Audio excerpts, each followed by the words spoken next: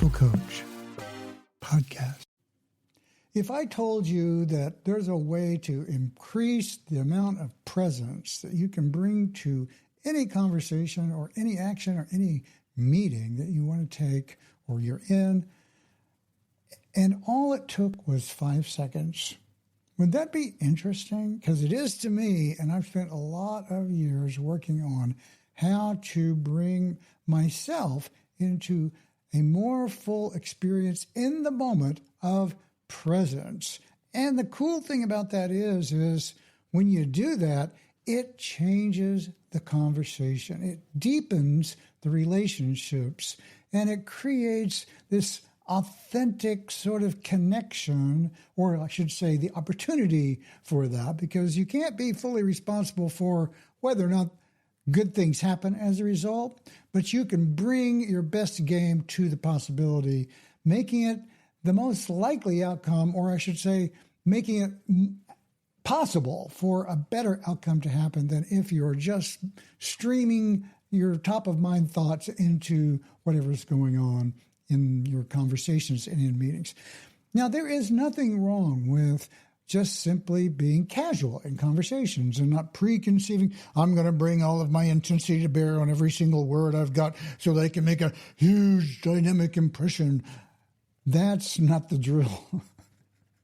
Rather, it's about simply being present with your experience of both yourself and the other person or the group, and letting that experience inform what you say and how you say it. Really, really makes a huge difference.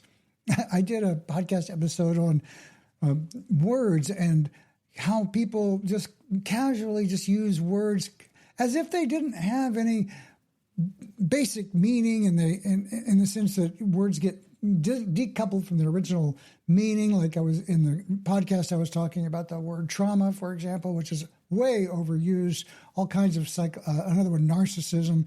People think anytime someone is self-centered that they're a narcissist, but it's not that. There's a lot more to it. And so words get disconnected from their meaning, the original meaning, and then they get thrown out casually, and people say things that are abrupt or gruff or hurtful, as if words didn't have power, and they do. And so the episode is like, words are cheap, but they shouldn't be, or expensive words is another way I like to talk about it. But how do you do that? How do you use words that have more value? And what do I mean? Well, have you ever been in a conversation where you're talking with someone and you realize in your interaction with them that they are really being present with you? They are really paying attention. And they're carefully using their words, not in a controlled, over-controlled, manipulative way, but in an effort to be authentic and to express their awareness of what's going on in the moment with you and with them. And when you realize that that's what's going on, you go, oh, whoa, I need to up my game here, because they're really paying attention. They're bringing a lot of value to the conversation. And by that, I mean they're investing their own energy into being present with you. And that's not something they have to do. They could just be top of mind. And most people are, most of the time. But I'm inviting you to develop the capacity, not to be, on all the time, but to be able to invoke that at will, so that you can show up, be more present, be more clear about the connection, what's going on with the connection. When I teach coaching, it's like tracking the connection I talk about. It's like, how is what I'm saying landing? If you're in business, you're in a meeting, being aware of how the words you are saying is landing with the people in the room. I often do career counseling, and people go, I don't know how it was received. And to me, that's an indicator that their tracking skills need to be refined, because when you are paying attention, you kind of get a sense of, oh, they really got it, because what happens when something lands well? You see nods, you see yeses, you see people lit in, you people go, yeah. You see curiosity, you see people relax. And if you're not getting that, they're not really somatically aligning with the words that you're saying. It's just a simple little being present with how people are responding. Not to judge them or to judge yourself, but simply to notice what is happening as a result of how you're speaking and the way you're showing up. This is all in an effort to own your impact, to take responsibility for the way that you show up by first having the capacity to show up, to be able to be present with people at will. And that becomes harder and harder because the world is crazy. We've got so much going on. There's like crazy times out there, not to mention, even if it wasn't for this insane sort of political landscape we're in, life is complicated enough. Fill out the form, get the taxes, make the doctor appointment, take the kids, get the car fixed, do the insurance, clean the house, take care of the dogs, go and it's like crazy, all the planning, plus a job and just making ends meet, looking out for, the growth of your business or the health of your relationships. These things can be really hard and stressful. And so it can be a bit of a challenge to take responsibility for your impact in the midst of chaos. And that's why I talk a lot about how to ground in the field of all this activity. It's like, I think of it sometimes like static. If you ever picked up some clothing out of the dryer and it's like all staticky, and if you had a water bottle nearby or a spray or a mist, you could just spray it a little bit and it just go poof, static, just dissipates. Well, our minds are like that sometimes. Sometimes I think of it like a snow globe. It's like, you shake a snow globe and it's like crazy activity and you can't really see the scene, and then you hold it for a moment and all of it clears and the scene is revealed. It's like, oh. And our lives can be like that. And people come to me sometimes, I'm so confused, I don't know what to do. God bless, that's so true for many of us, and me too sometimes. And it's an indicator that the snow globe has been shaken. And it can be hard. You're in the middle of a blizzard and you go, which way do I go? I don't know which way. Where's the sun out? I don't know. Where am I? Those things can be really hard to get your bearings in the middle of all that chaos. Taking a breath, invoking some presence, invoking the capacity for your awareness to get bigger than the storm. Then what happens is things begin to settle and you begin to see more clearly. The snow settles, you begin to see the scene right in front of you. Oh, there's the path. It's right there. Look up one of my podcasts, Diamonds at Your Feet. It's about that. How do you do that? How do you do that? Well, it's a little bit of a conundrum, right? Because we're talking about presence, which is really a state of being. And how do you do being?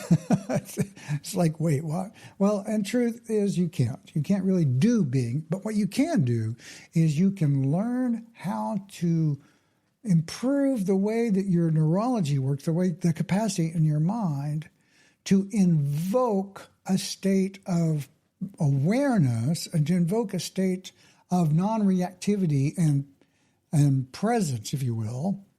Let me say to invoke a state of simply being aware of your experience long enough and non-reactively, long enough that presence can emerge. Lately, I've been thinking about this. I love to think about these things because that's what I do, is I talk about these things and I try to teach it, and it's helpful to have some language about it, but I really, really want to know. It's not just that. It's like I really am fascinated with how does this work? What's the mechanics of this? What is the nature of this thing? And lately I've come to think of presence as the manifestation of being. When you connect to this, and being, don't go full woo on that, although I'm happy to do that at times. Let's just talk about being a state of calm, clarity, and awareness connected to your experience. And if we bring in the John Kabat-Zinn definition of mindfulness, it's like on purpose, in the moment, non-judgmentally. And so I'm being present with my experience on purpose. I'm choosing to be present, choosing what is happening for me now. And if you're listening to this, you can do this right now. Just check in. What is true for me? Oh man, it's crazy in there. There's a part of me. I'm experiencing this craziness. There's a lot. The snow globe is happening there. The chaos is happening. Oh, wow, it's pretty busy. Now, the moment you do that, it's magical because what's happening is you are witnessing the activity rather than giving yourself over to it. Just the act of asking like that, inquiring, what's it like? Oh, I'm noticing it's so active. There's so much anxiety, so much grief, tension, worry. Wow, that's intense. Just noticing it, that one moment creates a tiny little bit more capacity to be more present. Because in that moment, you've gotten bigger than the inner chaos. Because you are witnessing it and naming it rather than being in it and feeling, oh my God, my life is a hell, and you're all over the place. I'm not trying to say that's wrong. Please, it's not judgmental. I'm not being judgmental. I'm trying to say there's a path to better. Noticing, oh yeah, that's what's true for me. Well, who can blame, and bring some kindness to yourself for having. Instead of going, I shouldn't be this way. There's all these shoulds, and we know. Then you just notice that too. So, and I have so much judgment about it. Oh man, there's so much chaos in my life. I'm not managing this well. People are going to judge me. People are going to think all these terrible things I'm not living up to. Wait, hold on. There's those voices and that feeling that I really should be doing better. I really should manage this better. Wow, that's intense. That's intense. It feels so stressful. Yeah, and then in that moment, just take a breath. That is your truth. That's the truth of your experience. But that is not who you are. That is just your experience. It's just your experience, not you, right? You get sick. You're just sick. It's not, I am a sick person. It's like I have an illness, as with all things are going to pass. So even though all that is true, are there good things in the world? Well, yes, there are. Is there beautiful sunset? Is there spectacular spring happening in the United States anyway? Are there lovely faces, happy children, beautiful smells? Are there gorgeous things, spectacular things, amazing things happening all around us? Yes. So, wouldn't it be great to kind of notice that? Let yourself be in rapport with that beauty? Yeah. Does it get something done? Does it get your task done? Does it make you solve your problems? No. But worrying about it and feeling anxious about it doesn't do that either. So thinking about, I've got all this stuff to do, I'm not enough, people are judging me, doesn't solve your problems. It has this illusion of, this is kind of productive because I'm like in the mix of things that really matter. I'm paying attention to what's really important. And it's making you miserable. Because there are also another side of this that's super important too, and that is, what is the state of your experience? And a lot of times, for a lot of people, that's not so great because there's some unhappy things happening in our world. And not saying you don't have that, or that you shouldn't feel, or that you should feel great about it. It's not that. It's just that there is also a lot of beauty in the world, and a lot of grace in the world, and a lot of valuable, spectacular things in the world. And if you listen to people like the mystics of the world, like Eckhart Tolle's and Krishnamurtis and others who are like into being in a real core way, you really land in that state of being. And then, and I could totally go so far as to say, you don't have problems, you just have thoughts about problems. And I'm not fully in there, but I'm trying to underscore that you can take a breath, name your issues, name the things that you're experiencing as just an experience and not who you are. Because who you are, at our core, we all want very similar things, right? We want to thrive. We want to be happy. We want to be appreciated. We want to be safe. We want to be loved. We want to be in rapport and connection to a supportive, lively, healthy world that has our back. And, we kind of don't have a lot of that in our world as much as we would like. That's the culture that, for better or for worse, that has been created around us. But we can know that these things are true for us, and we can do the best we can to create those things in our in-the-moment experience. I see someone I don't know walking down the street. I notice them. Not all the time, but sometimes it's like, I can choose, pay attention. What's this person like? Oh, I can see they're struggling. They've got a cane. Maybe they're struggling. Oh, such a rich history. Look at the face. There's so much experience there. There's a story here. There's a connection here. There's a family here. There's a legacy here. We all go so deep. We all go so deep. And you go deep, connecting to that depth, taking a moment, pausing. Oh man, I have a lifetime of experience. Some great moments, some not so great moments. All have contributed to who I am now. So when you walk in the room and you enter a conversation, it's not just, I've got this going on, and there's the static. And there's also a lifetime of experience in your bones. Connect that to your heart. Connect that to your voice. Connect that to your arms and move into the world from that place. And when you're really grounded in that, something pretty special happens.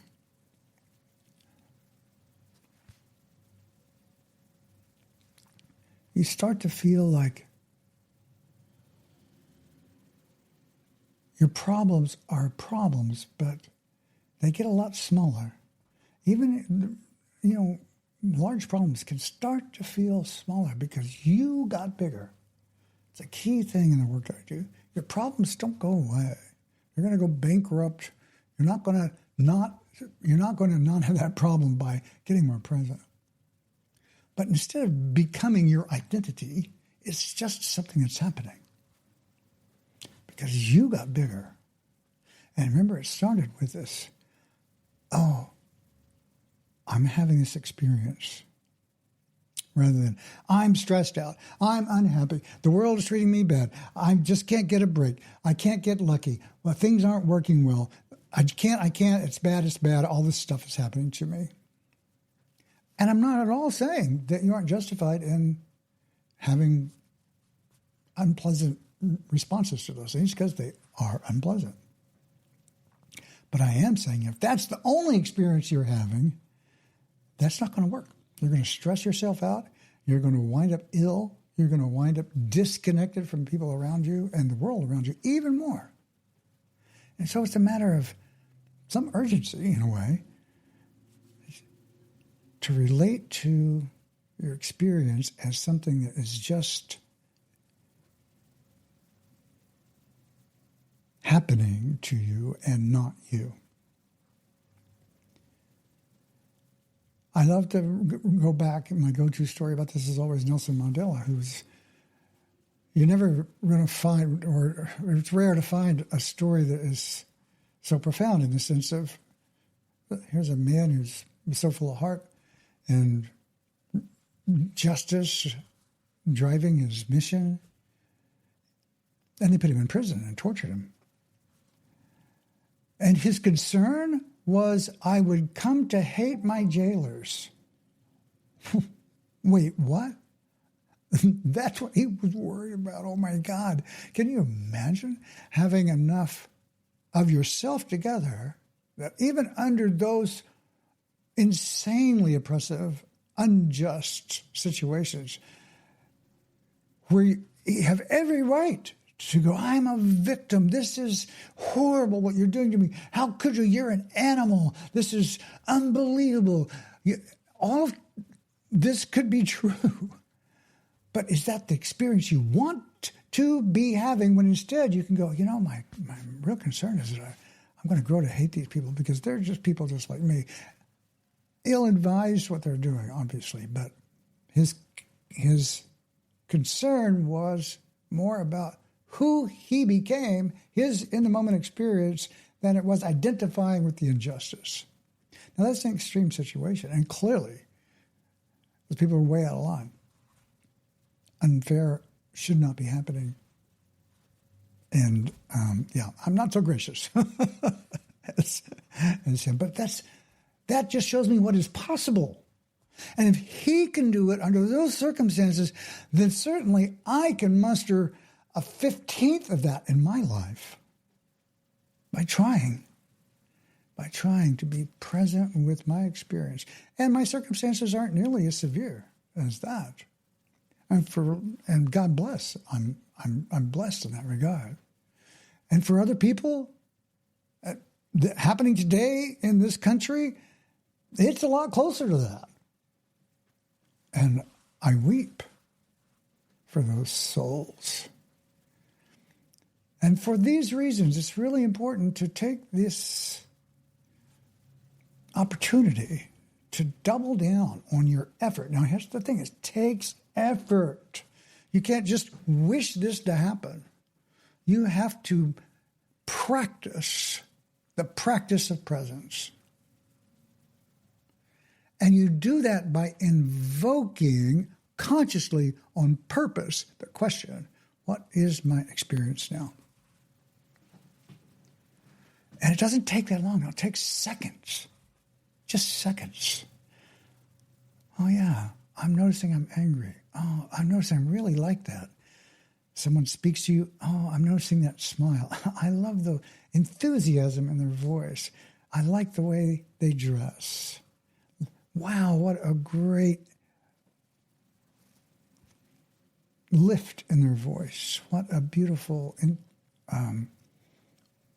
curiosity they have. Or, conversely, it can be, oh, there's so much sadness, there's so much bitterness, there's so much anger. I'm noticing all that. How do you respond to that? Not take it on. It's not like it becomes yours, and I'm speaking to the empaths out there that are impressionistic in this way, where you can't really distinguish between their experience and your experience. It's a mirror, not a sponge, right? You want to be resonant with, but not absorbing. It's like tuning forks, right? It's like some tuning fork sounds, and you have a frequency that's resonant with that. You're resonant with it. This is the source of it. You're resonating with it, but it's not you. You're just in resonance with it. And as soon as this shifts, you shift. Or you can choose to say, oh, that's not mine. I know it's not mine. I'm feeling something about it, but it's not me. And that way you don't take on the energy. That's the key. That's a whole other conversation.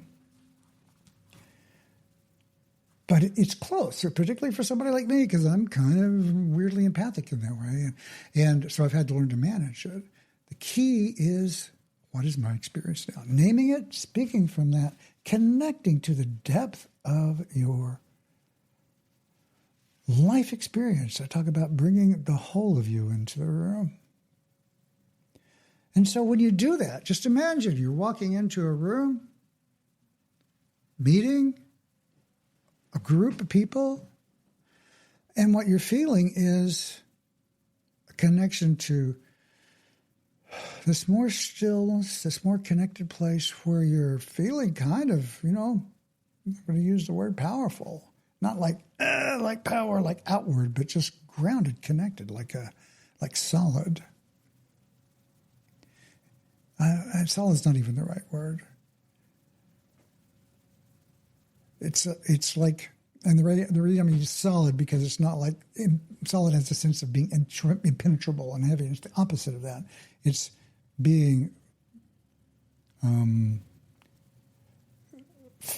expansive and grounded at the same time. It's almost, there aren't really words to describe this. But present, I feel the people, I feel the room, I feel the individuals. And I have responses to those things. I'm noticing those responses. Oh yeah, it feels like this. Feels like, and maybe I voice those things and maybe I don't, but I'm still connected to it. So when someone says to me, how are you? How am I? I'm doing really well, thanks. How are you? And I'm looking at them and I'm feeling them and I'm sensing the vibe they have. I can feel their stress. And they go, oh yeah, I'm fine, things are great. I'm looking at them and going, okay, a little bit of a disconnect here. Maybe if they're friendly, I go, hey, how are you? How are you doing? Things okay? And if not, maybe it's a business relationship or something, and that's fine. You don't necessarily need, well, I feel a real disconnect between the way you're speaking and the way you're acting right now. So what's that about? It's not like that. It's just, yeah. And so, again, when people connect to someone who's in a more grounded, centered place, your nervous system is got a vibe. Their nervous system, their energy has a vibe, and we're resonant creatures. And so John Eisman, who created the recreation of the self, somatic psychotherapy, he used to call it being a surrogate operating system for the client. So when you're a mindful coach, you're like present, and they're interacting with you. And that interaction can be instructional in and of itself. Just in the same way I mentioned earlier, have you ever dealt with somebody or been in a relationship, a conversation with somebody who's really being present? That's instructional. It's like, oh, wow, that's what it feels like. Your nervous system begins to imprint on other people, not like forcefully, but just because of the fact that it's mingling, like two fluids mixing together, like a river, streams meeting. They mix and they mingle. They influence each other. Your water, the temperature and the quality of it influences everything around you. And that's what I mean by taking responsibility for your impact. How are you showing up? What are you connected to? That's another whole topic I like to talk about. What are you connected to? So practice. What's my experience now? Oh, I'm having this. That's my experience. Wow, it's great. It's calm. It's peaceful. It's loving. It's kind. It's beautiful. I feel relaxed. I feel hungry. I feel sad. I feel sick. I feel anxious. Whatever it is, it just is your experience.